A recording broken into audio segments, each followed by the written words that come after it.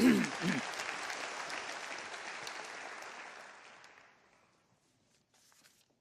know, asked to be teaming up with Os Guinness.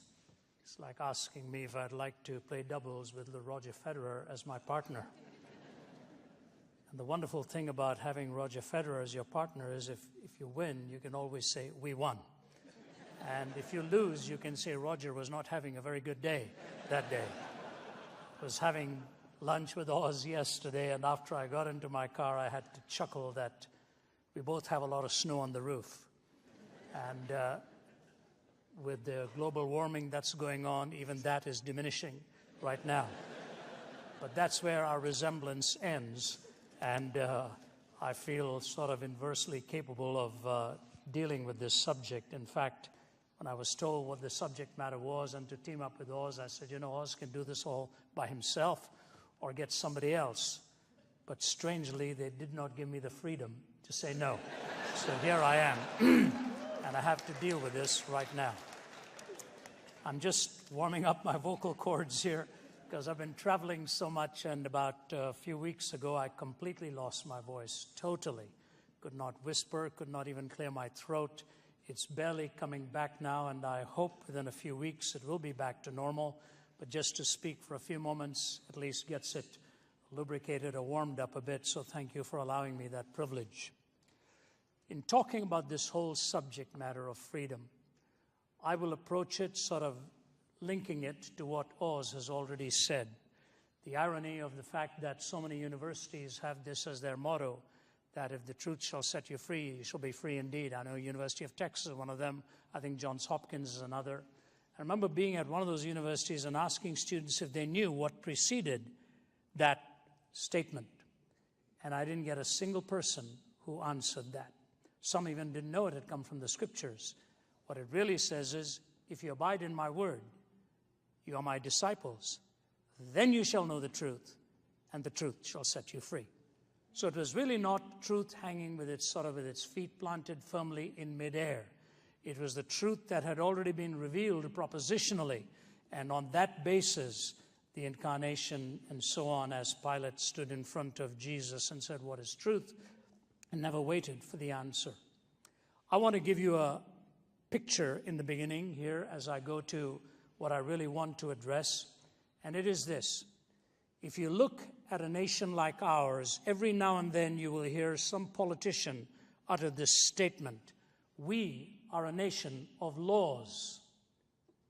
It's true, but almost every nation would say that. The question is, whose laws and what laws are we really talking about? But if you were to talk to an average person, the idea that we are a nation of laws and due process and all is enshrined in our rights. The fact is, we look at the laws as the roots in the structure. The trunk of the tree then becomes the political structure with which we function. The laws provide the political structure, and then the branches become the outworking within culture of how those laws are being implemented and either giving us liberty or constraints. So the roots are the laws, the trunk is the political system, and the branches become the culture and our expression. But I have a question on that every time I think about it, and that is this. What holds the roots together? What is it that keeps the roots intact? And the fascinating thing is that nobody really thinks of an answer to that question. The roots can only be held if something solid is gripping those roots. And I believe it was Chesterton who said, nothing good comes out of mere or pure reason, nor out of pure art. There has to be a moral sense that underlies both art and reasoning. And in the last few days, maybe if I give you the exact words and the way he said it, you'll see how beautifully he says it. Nothing sublimely artistic has ever arisen out of mere art, any more than anything essentially reasonable has ever arisen out of pure reason. There must always be a rich moral soil for any great aesthetic growth. That rich moral soil that holds the laws together, that then grows into the trunk and the political structure and outwardly into the outworkings within our framework. That's what I want to talk about a little tonight. What is that moral soil? How do we find it? In the last few days and actually weeks, I've been reading a couple of books. One is Gertrude Himmelfarb's book, which is called Roads to Modernity. That was written somewhere around 2004, the great historian who's written so much on this subject. But then if you go back about 40 years, Russell Kirk penned that massive volume called Roots of American Order. Ironically, 40 years apart, they are both really saying the same thing, but coming at it from different angles. What Gertrude Himmelfarb actually does is go back to the framers, the writers, and the critics of the early days and points out something very critical in the three different enlightenments: the French Enlightenment, the English Enlightenment, and the American Enlightenment. The French, unfortunately, sort of the term Enlightenment always seems to be just coupled with their thinkers. But the fact of the matter is there was an Enlightenment in England, there was an Enlightenment in the United States, and she goes to great trouble to point out what the difference really is. I'm going to put a series of quotations together from her, from Russell Kirk, and from Alexis de Tocqueville, and show you the point they are driving at, and then hopefully I can sustain it with the Judeo-Christian worldview. But here's what she says in the beginning. In the usual litany of traits associated with the Enlightenment, reason, rights, nature, liberty, equality, tolerance, science, and progress. These are the terms that come. Reason invariably heads the list. What is conspicuously absent is the term virtue. Yet it was virtue rather than reason that took precedence for the British, not personal virtue, but social virtues, compassion, benevolence, sympathy, which the British philosophers believed naturally, instinctively, habitually bound people to each other. They did not deny reason. They were by no means irrationalists, but they gave reason a secondary, instrumental role rather than the primary, determinant one that the philosophers gave it. For the French, the rebellion was against the Papist Church and an authoritarian monarchy. Theirs was a reformation against religion. It was a fight for sheer reason. It was in the name of reason that Voltaire declared his war against the church, and that Diderot proposed, quote, to strangle the last king with the entrails of the last priest.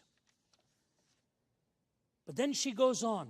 The driving force of the British Enlightenment was not reason, but social virtues or social affections.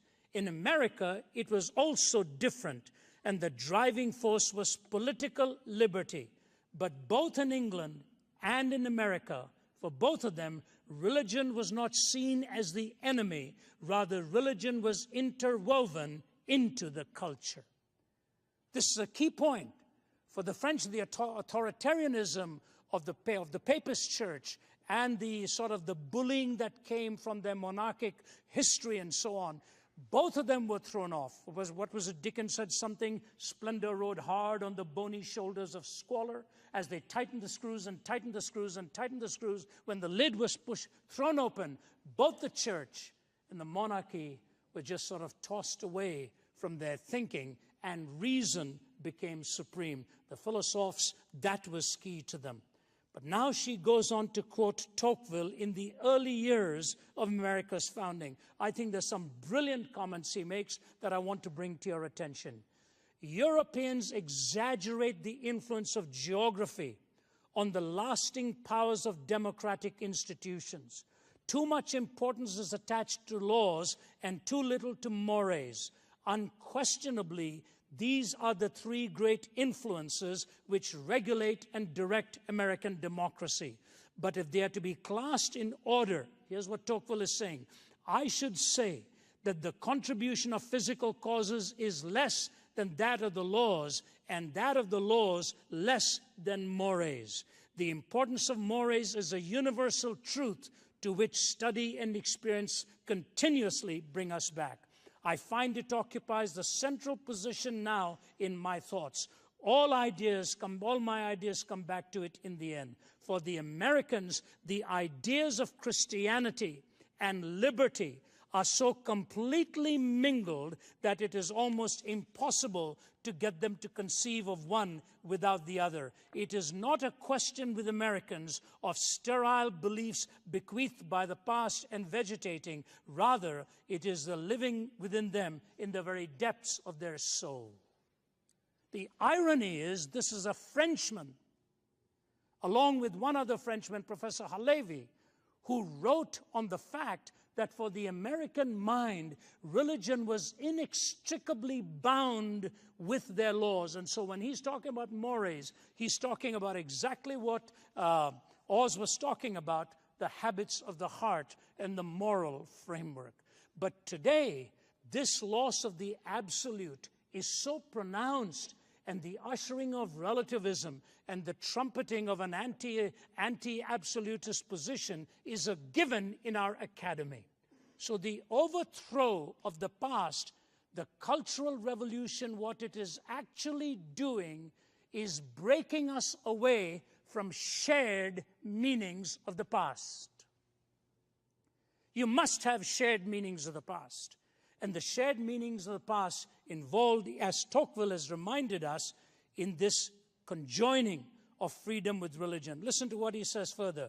Freedom sees in religion the companion of its struggles and its triumphs, the cradle of its infancy, the divine source of its rights. It considers religion as the safeguard of mores, and mores as the guarantee of laws and the pledge of its own duration.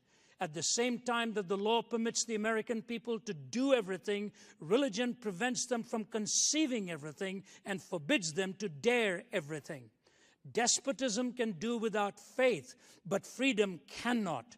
How could society fail to perish if, while the political bond is relaxed, the moral bond were not also tightened? And what makes a people master of itself if it has not submitted to God? Finally, he says this, I do not know if all Americans have faith in their religion, for who can read the bottom of their hearts? But I'm sure that they believe it necessary to the maintenance of Republican institutions. This opinion does not belong only to one class of citizens or to one party, but to the entire nation. One finds it in all ranks. This is an amazing set of ideas that he's put together for us. Now, I want to draw just two conclusions before moving to how I think this can only theoretically be sustained. It is this.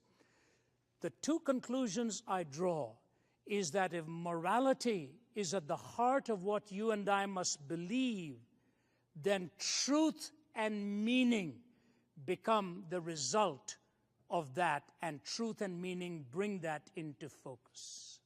You see, for a nation like Russia, where God was evicted and the last act of Stalin was a clenched fist towards the heavens, it is fascinating how little truth actually matters to them.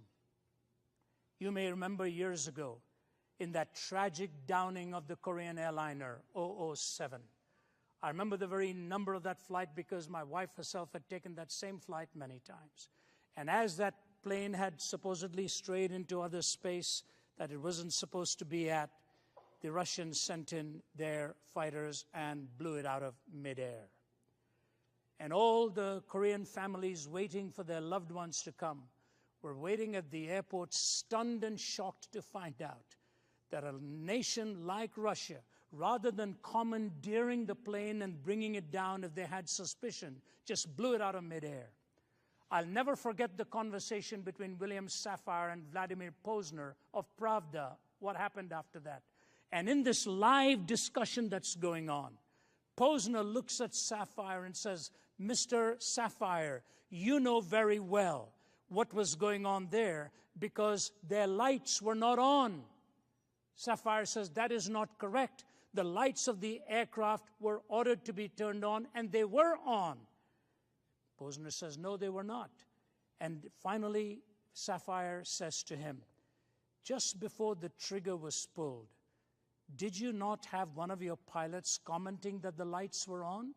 And he says, but he meant the other Russian pilot on the other side of the KAL flight. His lights were on. Sapphire says, Mr. Posner, may I read to you from the script? It said this, target's lights are on.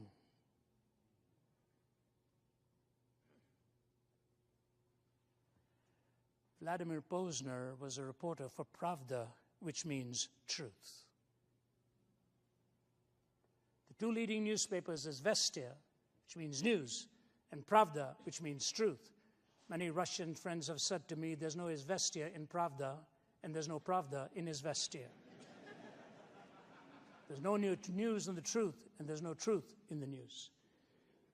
40 years ago, Russell Kirk, Roots of American Order, traces America's founding actually to 4 cities. He goes through them: Athens, Rome, Jerusalem, and London. He describes what exactly that meant, and he bemoaned the fact that Jerusalem's bequest was the moral law, moral reasoning, the very person of God. And he said, Rome still exists in America, Athens still exists, London still does, but Jerusalem is gradually being expelled, and the moral law is no longer there. And so I just say this to you in bringing this to a conclusion. What did the moral law serve in the founding of this nation, as it did even in the Old Testament scriptures? When you go back to the beginning of time, there was only one law. Don't eat of the tree of the knowledge of good and evil, because on the day you eat of it, you will surely die. Very clear prescription. What did it mean? Don't play God. Don't become the definers of good and evil. Very simple. Don't play God, because on the day you do it, you're going to die.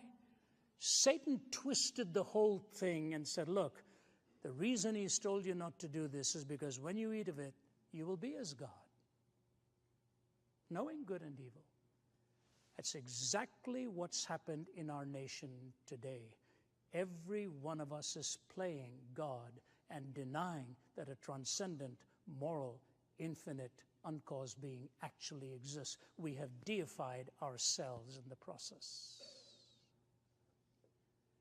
That's precisely what has happened. Eating of the tree. You know, when you look at the healthcare law, one of those marvelous laws which was read after it was passed. And in that law, thousands of pages, thousands of pages. Why is it we need so many laws to govern us? Because we violated that one law. Every law now dies the death of 1,000 qualifications. And so the moral law of God was just one prohibition. The second stage of it was Abraham, the man of the tent and the man of the altar. That was the law by which he lived, the law of faith. That this world is a world in which we are pilgrims. There's a transitoriness to this. But wherever he went, he built an altar because life at its core was sacred. Lot did not do that. And so from the moral law, we moved to Abraham's example, the man of the tent and the man of the altar. And then we come to the third stage. This is critical, the Decalogue. Thou shalt have no other gods before me. What preceded that? I am the Lord your God that brought you out of the land of Egypt. Therefore you shall have no other gods before me. The primary condition to which you and I are called is the condition of salvation and redemption. We cannot be a righteous nation until we are a redeemed nation. The salvific process was indispensable to the Decalogue. The moral law came after the heart could recognize that it needed to be transformed. The transformation of the human heart leads then to righteousness and ultimately to worship. That is the logical and the chronological sequence of redemption, righteousness, and worship. And so I say this to you. Why is that redemption necessary? Because first, there was a deep description of sin. Nobody likes to hear this anymore. So I say, all right, let's call it violation of purpose. So a 21-year-old man walks into a room and kills people 2 to 3 times his age and sits there for an hour watching them. And I say to myself, what is going on in the mind of this young man? Beholding people who came to pray, to read God's word, who knows at their stage in life what struggles and pains were already etched into their consciousness, and now to be gunned down by a man like this. Oz often says in our discussion that catastrophic evil like this forces us to define the very term what we mean by evil. The first line ever published in North America, the first line ever printed in the New England Primer said this: "In Adam's fall, we sinned all." It was the first line. And Muggeridge used to say the depravity of man is at once the most intellectually resisted fact at the same time that it is the most empirically verifiable. It's a fact. Number two, the condition. From number one, the condition. Number two, the answer. There is no other worldview. There is no other worldview that takes you to a hill called Calvary, and on the 2 pieces of timber where a Savior is dying for his creation, the Savior. And what is happening there is grace and truth are centerpiece as revealed to us, the grace of God in his forgiveness and the truth of God, that sin is a destructive thing and you and I desperately need a Savior.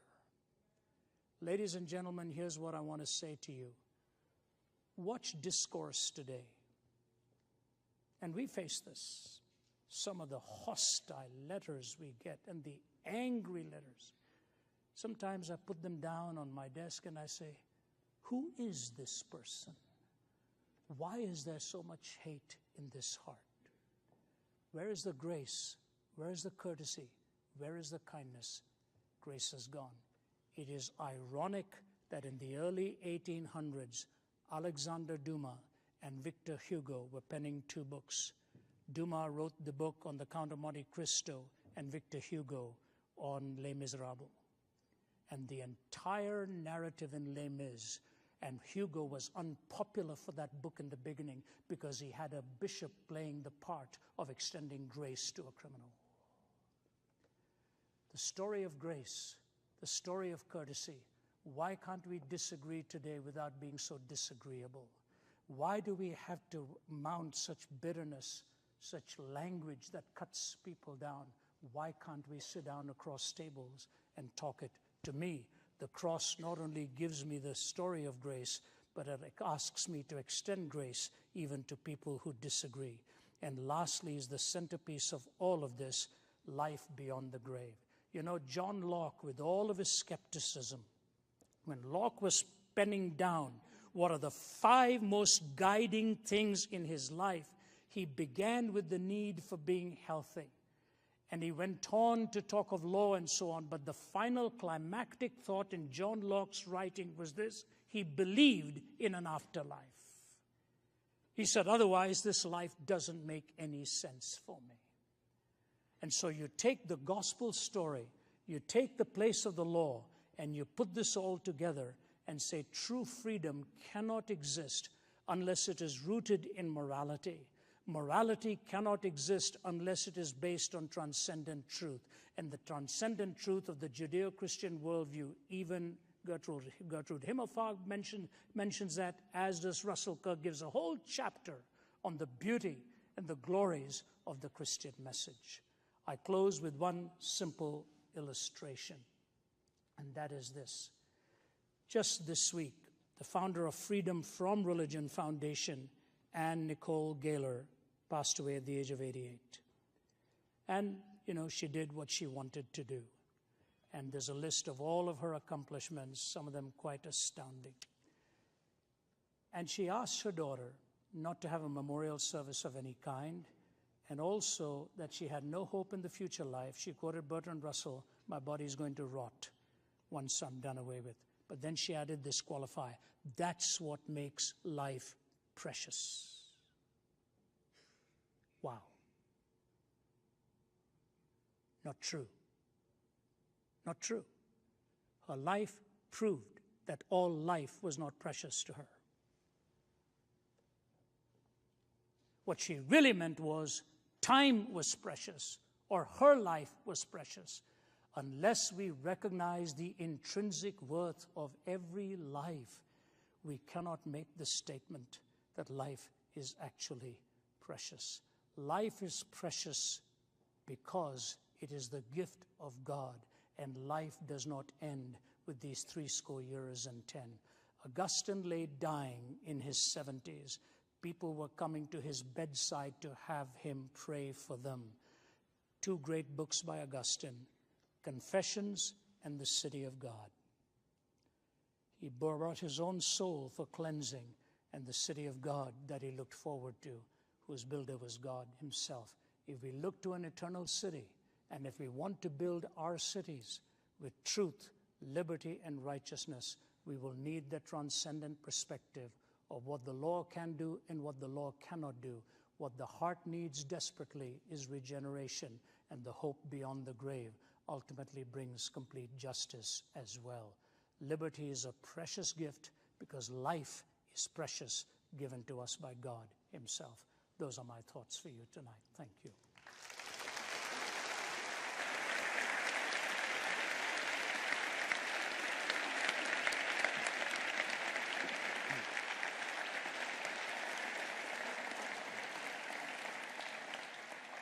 Thank you, Ravi, and thank you, Oz. And we're going to move now to a time of some Q&A. We'll take some questions. Just a word of apology in advance. We can obviously only get through a few, and we will try to do that. There will be a microphone in the center where you can come down and ask your question there. And we do ask that if you do come and ask a question, please, no speeches, no long 3-point sermons. And please don't ask Ravi or Oz tonight, are we absolutely free or are we predestined? That is not on the agenda tonight.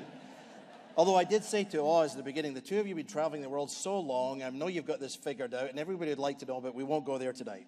So please pass on that one. If you would, keep it relevant to this topic so that we can have just some questions on this. We do want to think about freedom. And maybe if you just come and line up while we're doing that, I'm going to ask a question of our both gentlemen tonight, just to begin us off. So if you get a question and you want to come down and line up, we can maximize the time. But Oz and Ravi, in both your respective ways, when we think of people coming with sense of hope, they look at times, changing times in culture. We've all seen the world change rapidly around us, but we also know from history, what should we actually be doing? I mean, many people, we get the ideas at times we see around us. We think of Germany during the Bonhoeffer years. We think of Christians living under communism. Even things today where life seems constrained. What would you say to us, or what would you like to say practically that people could go out of here today in their churches or in their individual lives? What should they practically be doing to make a difference into today's kind of climate and bring as agents of hope in a sense? Oz, I don't know if you want to take the first shot and then give Ravi a second to let us. Is it possible to turn up the lights? I'd love to see the audience. We are being asked if we can turn up the lights so we can see the audience a little bit. There we go. One of the questions I get asked a lot is, how on earth could the German Christians have caved in to National Socialism? And if you've ever looked at that period, the answer is actually very simple. If you understand the temper of the times, you can see the roots of cowardice, why they caved in. And if you look at much of the Christian church in America today, you have a similar temptation to cowardice. And I would say, Stuart, this is a time like Athanasius, Contra Mundum against the world, where he was exiled 5 times by the emperor, but kept coming back, standing for the faith, or Bonhoeffer, the Barmen Declaration. This is a time for Christians with convictions. They know who they believe, they know what they believe, why they believe, but they have courage. And we've got to practice the way of Jesus with gentleness, compassion, grace, but courage. That's what I would say. Thank you. Ravi? And I say this to you, Oz feels that very, very deeply. We've talked a lot about this.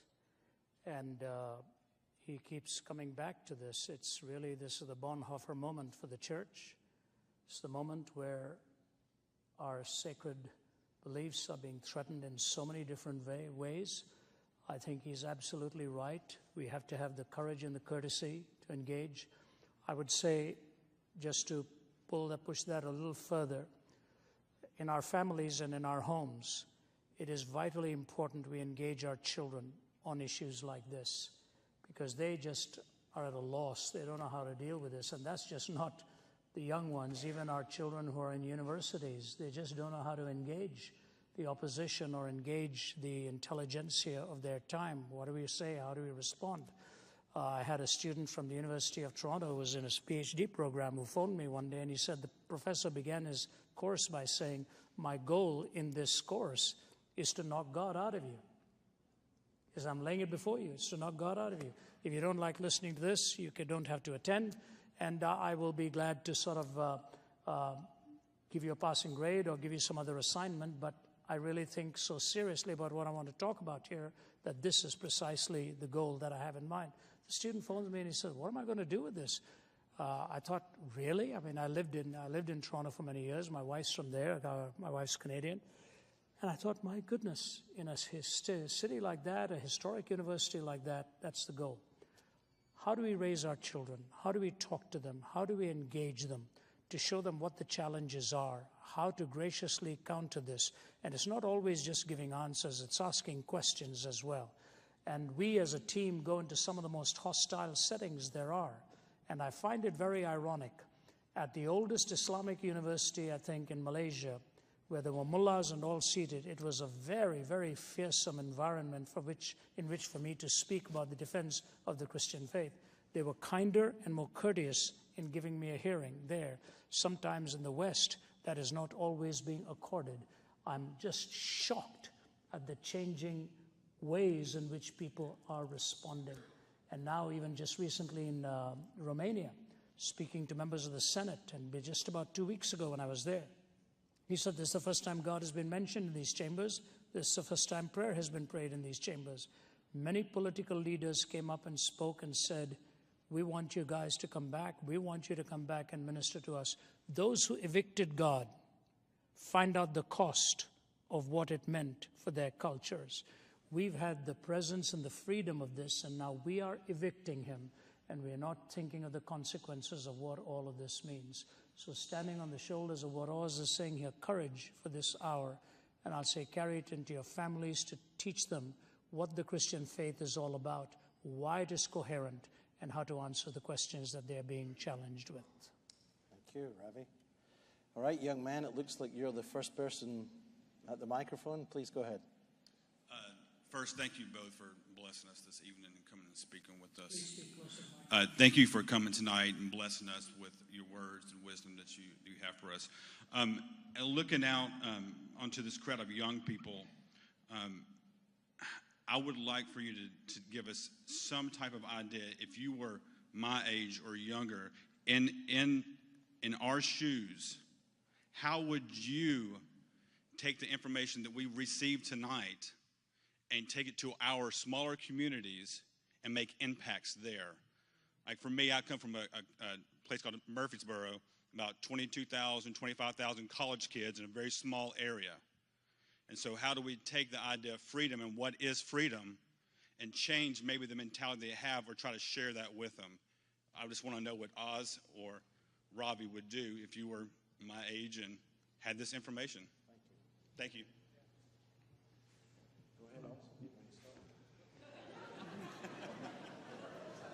First, I would break with the notion of generationalism. It's one of the problems of the younger generation. It's a generational thing you wouldn't understand. You know. Yeah. But there's something very profound by it. It's the new relativism. It's the new mistrust of authority. It's the new corrosion of tradition. We've got to get that generation to really pass on the faith. And actually what we want to pass on is the same old thing. People need to know the Lord. They need to have deep theology. They need to have a thought-through Christian worldview. They need to have a sense of individual calling. They need to have brothers and sisters who'll stand around them for a lifetime, not networking, but a real fellowship group to hold them accountable. And these are actually the same things every generation needs. And then you have to identify the problems of this generation, the abandonment of evangelism for social justice, the rise of a cynicism rather than a confidence in the gospel. There are all sorts of obvious things. Analyze the generation, break with the worst of it, and teach again and pass on the simple things of the faith, like Paul did to Timothy, and so on. I don't think it's actually rocket science. Two footnotes to that, too. The means through which young people engage today is sometimes very different at here. I'm a reader. I'm not a viewer or a watcher. I hardly watch anything. I just read. There's a good T-shirt I saw in Thailand. I don't even know if he understood what it meant, but this guy was walking on the street and it said at the back, "Don't judge a book by its movie." And I think it's very important to be able to find the means through which you gain their attention. Hollywood is very sharp in this. They know how to propagandize and how to impart ideas in the subtle form of a story. The existentialists were brilliant in this, in the way they wrote plays and the way they wrote stories. So maybe in your group it'll be great to find the kind of narrative in a story form and then open it up for discussion.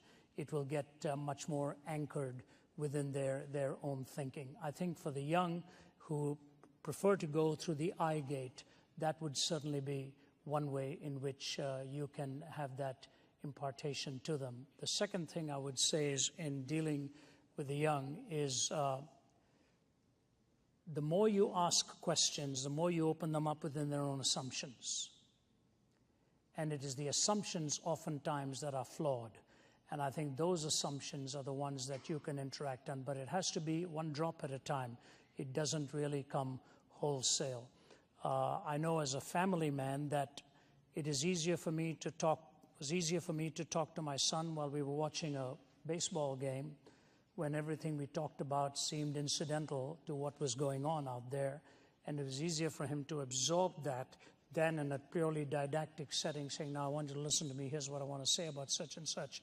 If you find the setting in which there's a greater degree of being disarmed, they are more likely to listen and apply that. These are just some practical clues, but first and most importantly, I want to commend you for having that desire to try carry that on and find that contagious spirit.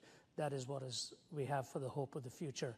Well, one other thing I was just going to say, and that is triggered with what Oz was saying here. When I travel overseas, I find young people are really taken up by social causes of justice and need and so on.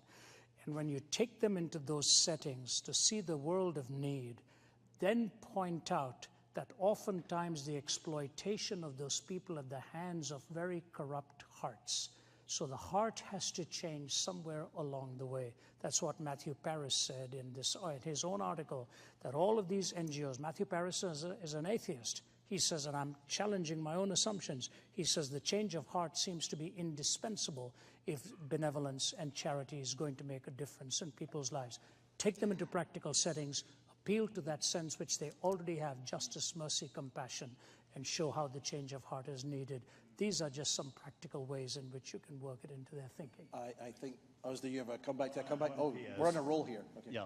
Okay. One PS. Since you're all here probably very interested in apologetics, I would just add a passion of mine. We need to understand the modern world not only in terms of ideas. Apologists are great on philosophies and ideas. They're not so good on the impact of modernity. In other words, everything produced by the Industrial Revolution, right down. Ravi, you said you're a reader, but you have a BlackBerry. And all the studies show that everyone lives 50% of a day before the triple screen, as it's called, the television, the laptop, or the smart device. And the impact on our thinking is very, very profound, as you know. And we're supposed to discern, test the spirits. We need to have a much greater understanding of modernity, not just modernism and postmodernism. We need to go beyond ideas to see how we're being shaped. So be transformed by the removal of our minds.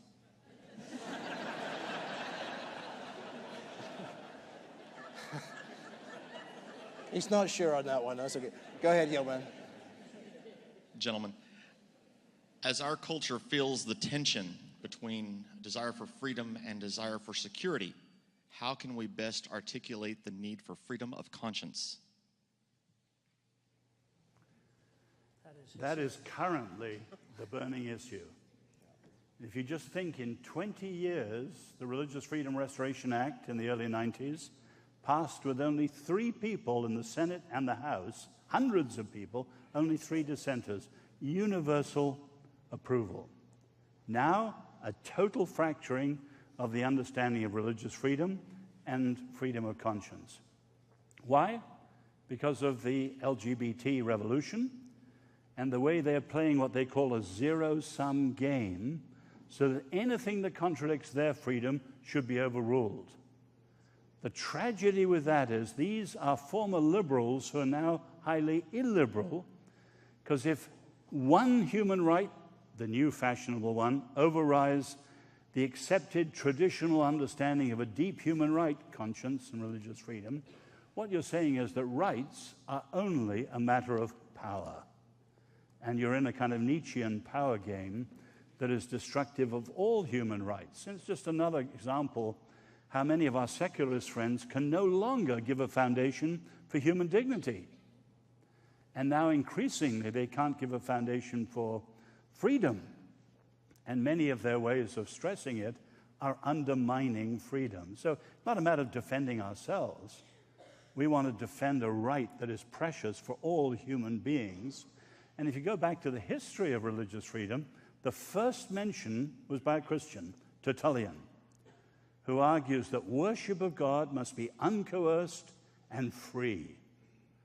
And you can see that running down the centuries, sadly contradicted by the Catholic centuries. But when it was rediscovered in the 17th century, Roger Williams, the founder of Rhode Island and so on, that was the point of it. This is a precious human right. Of course, we may face persecution and death, like our brothers and sisters under the Islamic State. So freedom of conscience is not on the level of the gospel. We are faithful to the gospel, but it is a precious right that gives us and everyone a freedom, and it's in danger this very year. And anyone who followed the Indiana case knows the very troubling responses to this issue. So be active, be involved, be...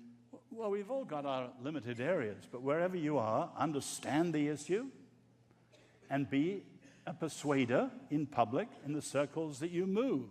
Right. And above all, when we come to the national level, pray. Amen. Young man, you're ready to go. This question may be a bit off topic, but I'm wondering something. As you know, religion is a really touchy subject this modern day. So if you have your modern day politician, a pastor's going to ask him, what would you say on the subject of a new church, say, downtown? And then he goes, build your church, I want your votes. He's thinking the I want your votes thing, but... And then an atheist starts glaring at him, and then he quickly adds, but don't overdo it. So how do you think they manage to balance out the beliefs of Christians and other people who believe in God and atheists? How do you think they manage to do it and still manage to get elected? Did you get the... I may have got it slightly wrong. Yeah. Essentially, the young man is asking about the freedom to believe and not to believe, and someone gets elected giving maybe favors to a church, but then how do we balance these conflicting voices? It's back to the religious liberty question of the person who doesn't believe aggressively and the person who doesn't. Is politics just a sort of a neutral art of throwing dogs to a bone? Great question. Very, very quickly. Or bones to a dog even. What? Sorry. Very, very quickly. Worldwide, we've got two massive problems: state oppression and sectarian violence. Now, in countries like the United States, where they had a pretty good system until recently, you can see two competing visions that I think are becoming extreme. One is those who argue for a sacred public square. In this country, it's many people who want to impose Christian things everywhere, like school prayer. You have California schools with 90 religions in one school. What on earth does Christian school prayer have in that sort of situation? But you've got proponents of the so-called sacred public square, and then on the other side, this is what you're referring to, proponents of the so-called naked public square who are driving the whole business out. And what they're doing is closing the public square and undermining freedom yet again. And we should be fighters for people, in quotes, we should be proponents of a civil public square where everyone, based on freedom of conscience, has their religious freedom. Not just us. I remember a Jewish journalist said to me in the 1980s, I know about evangelicals, he said, they talk justice, but what they really mean is just us.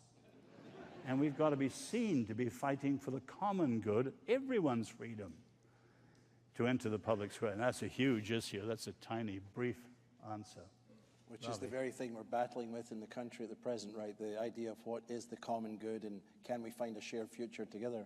Ravi, did you have anything to add on that? Well, I think one of the things that, at least up till this point, in these countries, there was the freedom to believe or to disbelieve. Where's the young man? Are you homeschooled? No, sir. No. Boy, you sure sound like one. You're very, very, very articulate. You're so articulate in that. I remember being in one major country. I go to so many countries, so I won't name it. And I was sitting with their minister of religion across the aisle from me. And he was asking me why I was coming there. And I said, yeah, I was being invited by the universities, and they were of that faith, predominant faith, and 80 to 90% of them were of that worldview. He said, oh, are you coming there? I said, yeah. And so we started talking. And then he made the fact, he said, well, how much will you be discussing your own belief and so on and so forth? I could see he was getting a bit nervous about this. I said, can I ask you something? You talk about the freedom that you do have in your country. Do you really have the freedom to disbelieve as well? That sort of stumped him, pardon the cricketing term, but that's like being picked off on first base type thing. He didn't quite make it to the base. He was stumped for a moment. They really are not given the freedom to disbelieve. They are compelled. And so sometimes in some worldviews, for example, people will say Islam is the fastest growing religion in the world, and I've spoken in many of their countries. It's not true. It's the fastest growing enforced religion in the world, because in many of their countries, they are not given permission to disbelieve. It's changing quite rapidly in some of these countries because they are fed up. Some of the young people are fed up of what they are seeing happening by the extremism within their worldview. So I say we should be able to have a situation in which you're free to believe and or disbelieve, and in the dialogue establish which position is true and why. We were given this privilege for a long time, but now you're really anathematized if you believe. You're put into a margin. You're said, you're really not in the inner circle. Disbelief and unbelief is more popular now than for somebody to say, I have a genuine faith in God. It is interesting, even though Jefferson had so many conflicting views on this matter, when he was seen going to church with his prayer book in his hand, somebody looked at him and said, Mr. J said, you don't really believe all of this. Why are you going there? And he said, as the chief magistrate in this country, I have to set the example, because without a moral basis for our law, our country will not survive. That was answer. And George Washington's farewell speech, that religion was indispensable to morality. So we ought to be given the freedom to believe and those freedom to disbelieve. And in cordiality, we can have our differences. This country was unique in that it is gradually looking at an equation where those who believe are considered on the wrong end of the stick now. Thank you, Ravi. We've got time. Well, we're getting down to the wire, and we'll get one last question. We can maybe add that as a final word. I'll give you a closing word each. Please take this. This will have to be the last question, I'm afraid. Sorry, but go ahead, sir. Well, then it better be a good one, I guess. Well, that's all right. We have gold stars at the end Should of the we night. revoke Donald Trump's freedom to run for president? I'm just kidding. My question is, and this sort of ties with both Oz Guinness, your politics understanding with liberty, rights, and then Ravi, your understanding of philosophy. I was once taught that freedom is innate in human nature, but is this possible outside the realm of metaphysics in the image of God complex? Please say that last line again. Is it possible outside of the realm Is of it outside the possible of metaphysics in the image of God complex? Very quickly, no. That's why I was saying the worldviews at the end. Read Sam Harris, freedom is an illusion within its naturalistic framework. As I say, the Eastern understanding of freedom is very, very different. And the biblical idea is that made in the image of God, freedom is a gift. As I say, the Lord is the only purely free one. He does what he wills perfectly. We don't. When we do what we will, we're fallen. Sometimes good, sometimes evil. But gift, as I said, is that gift of God through which we most resemble our Creator. That's why it's precious. So the answer is no. Ravi, did you want to add? Or okay. Well, ladies and gentlemen, before we wind up, I'd just like to say, gentlemen, would you like a closing statement? Yes, and I was going to give that to you, so please go ahead. I just add one thing to the previous question. Again, I'm involved in 2 projects now on religious freedom, freedom of conscience in Washington. There are lots of good things being suggested in the country. The missing factor every time is leadership. You've got political leaders, no statesmen. And we need to pray that God will raise up a leader. When my book on Free People's Suicide came out, I was invited to the Congress by a veteran who had been there 30 years. He said, I really like your book, but the reason I'm not as hopeful as you are is there are no leaders, and having been here 30 years, all you have is partisan bickering. There is no leadership. There's no Lincoln. There's no FDR. There's no Winston Churchill. We should pray the Lord will raise up a leader.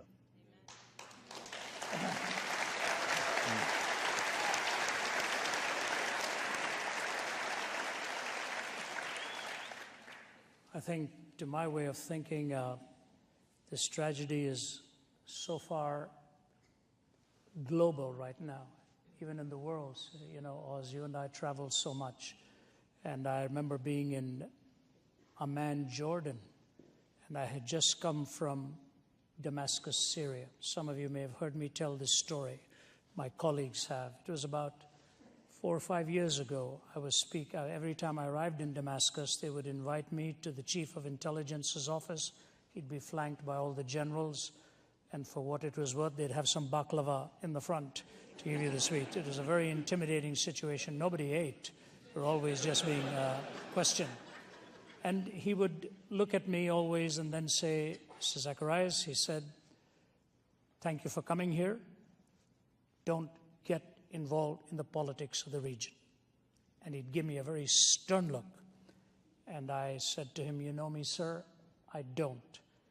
He said, yes, and you are very welcome here. I said, I have a question for you. What do you think is happening in this part of the world, or what do you think this part of the world looks like? This was before any of the turmoil had begun with ISIS and Mubarak and Gaddafi and the others and so on. All that overthrow had before that.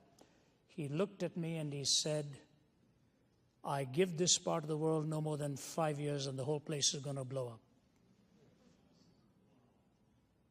I said, you mean that? He said, yes. And that's all he said. I went straight from there to Amman. I don't know, Stuart was with us. There was a group of us in the car, my wife, 3 or 4 others. We got off and we were called into the palace. We were not properly dressed, but they said this is the only time they wanted us to come there. I thought we were in trouble. So we went.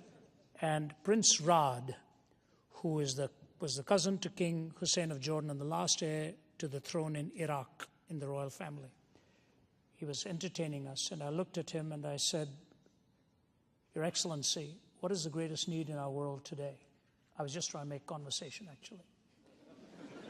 And he looked at me and said, youth and leadership. He said, our young are looking for models of leadership, and they're not seeing it anywhere at all. We need leaders that our young people can draw examples from. One of the first people to be assassinated was the chief of intelligence in Damascus. He was wiped out when ISIS stormed in there. That era has gone now. And I think of what Prince Raj said. So since Oz talked about leadership, let me talk a little bit about the youth. The world of temptation is around you.